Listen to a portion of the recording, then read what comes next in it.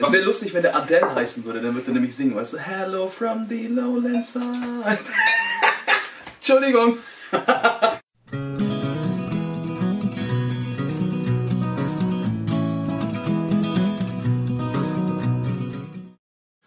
Moin Whisky-Fans, willkommen bei den Morning Mariners. Natürlich mal wieder mit Leon. Und immer noch mit Paddy. Heute trinken wir Whisky, habe ich gehört. Tatsächlich trinken wir Whisky heute. Ja. Ich habe auch sehr viele schlechte Namenswitze dazu. Okay. Ja. Wir sind in Schottland, wir sind in den Lowlands und das ist ja bisher immer noch eine Region, die so ein bisschen, wo es nicht so viele Whiskybrennereien bisher gibt. Aktuell mega Boom, ne? Also 10, 12, 20 neue Brennereien werden gebaut, sind schon gebaut, sind fertig. Widmen wir uns auch noch, aber wir gucken uns heute eine Brennerei an, die es schon länger gibt. Ja. Und die aber lange Zeit keine Abfüllungen, keine Single-Malt-Abfüllung auf dem Markt hatte. Die waren geschlossen. Wie lange waren die geschlossen? 6, 7, 9 Jahre. 9 Jahre. Ja. Oder 8 Jahre. Also sie waren 2009 wurden sie, glaube ich, wieder eröffnet. War das so? Ich glaube ja. Also auf jeden Fall, genau. Wir wissen auf jeden Fall, dass die aktuellen Abfüllungen mindestens 9 Jahre alt sein müssen, weil das ist der Zeitraum. Und wir widmen uns heute einem Schätzelein. Einer Wunder. Also die Flasche ist sehr, sehr, sehr schön. Der Korken ist auch schon wieder so ein richtiger Altherren Whisky. Wahnsinn, oder? 15 Jahre. Ja. Adela. Nicht Adele? Nee, als alter Franke, ne? Adela. Adela. Achso. Passt natürlich. Es heißt so viel wie Tschüss. Ah, so. Adela. Ja. Also Ade ist quasi Tschüss. Genau. Und die Franken hängen ja überall ein La rein für klein. Ah. Brödler, Wöschler. Und Adela ist Adela. Adela. Genau, aber das ist natürlich nicht der Hintergrund. Genau, und in Baden-Württemberg würdest du nämlich Adele sagen. Adele, ne? Da Ja. noch einen L überall dran. Genau.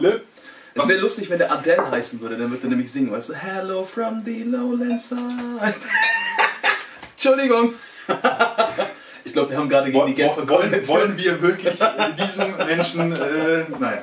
Vorsicht, ich bin mit einem Korken bewaffnet. Mit einem sehr schweren Korken. Ja, echt, da kannst du auch wieder Köpfe mit einwerfen. Also der hier ist in Oloroso-Fässern ausgebaut. Ist der exclusively Oloroso Cask Matured. Das heißt bei Schotten meistens vorwiegend oder gänzlich, ist aber nicht gesetzlich festgelegt. Also wenn irgendwo drauf steht Oloroso Cask Matured oder Einhorn Cask Matured, ist das nicht zwingend only. Das ist, ne? Also von daher, wir können ja dann mal so ein bisschen schnuppern und gucken, was meinen wir dazu. Ist der exclusively oder nicht?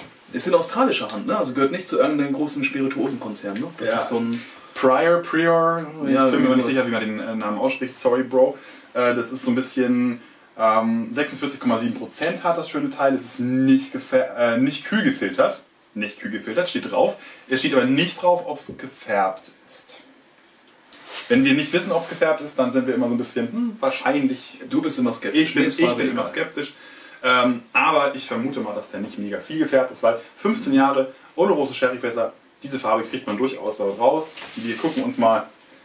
Und ich meine, ich habe den Whisky schon getrunken. Ja. Die Nase ist der Hammer. Ja.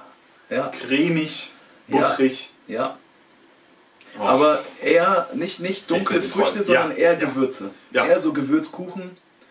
Ich habe immer so eine Sahnetorte in der Nase, wenn ich diesen Whisky trinke. Der ist so dickflüssig und der wirkt für mich wie ein älterer Whisky. So.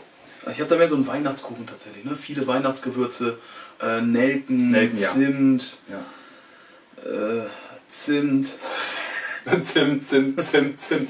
Habe ich schon Zimt erwähnt? Zimt könnte auch noch mit drin sein. Ich hatte mich sehr gefreut, dass die Brennerei wieder aufmacht. Ich war nämlich da, als sie geschlossen waren, habe mir trotzdem die Brennerei angeguckt. Fotos blende ich euch natürlich ein. Und ich war, wie viele andere Whisky-Fans, auch so ein bisschen überrascht, / geschockt über die Preise der Neueinführungen, also der neuen Single Malts. Von Samsara 80 €, der 120.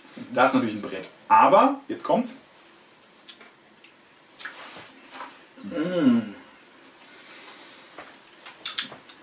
Das ist auch kein 50 € Whisky. Das muss man einfach fairerweise sagen. Das Ding ist echt eine Wucht. Der ist so komplex. Oh ja. Der schmeckt für mich nach älter. Mich würde es auch nicht wundern, wenn da ältere Fässer mit drin sind. Ganz ehrlich. Die haben ja, glaube ich, noch einen alten Fassstock im Prinzip, aus alten Zeiten. Bis zu den 80er Jahren soll es, glaube ich, zurückgehen, ne? So wie ich gehört habe. Aber nicht so viel. Also angeblich haben sie sehr wenig Fässer. Und dementsprechend auch der hohe Wiedereinstieg, preislich der hohe Wiedereinstieg. Und von daher ist es immer wie immer, Leute, jeder muss sich seine eigene Meinung bilden, jeder muss entscheiden, ist mir der Whisky das wert, was ich da gerade trinke, was ich dafür bezahlen muss jeder entscheiden. Ich bin der Meinung, dass dieser Whisky definitiv Huni wert ist, von der Qualität.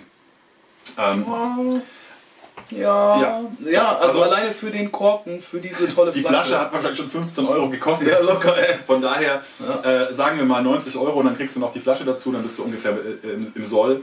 Aber wenn du mir den blind geben würdest, ich glaube schon, dass ich den in die höheren Etagen einsortieren würde. Ich würde den schon in der 80, 90 plus einsortieren, glaube ich, von dem, was er bringt. Ich hätte ihn noch älter geschätzt.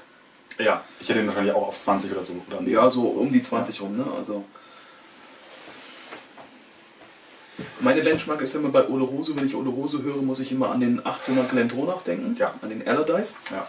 Und die haben ein paar Schwesteraromen in der Nase. Findest du?